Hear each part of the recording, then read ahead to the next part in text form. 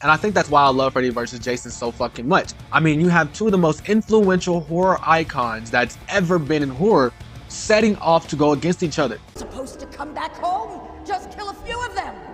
But I blame myself. I should have known you wouldn't be able to stop killing. You are like a big super dog who can't stop eating. Even though your master said you've had enough.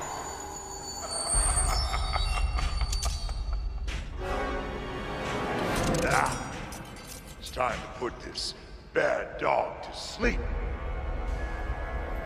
For good!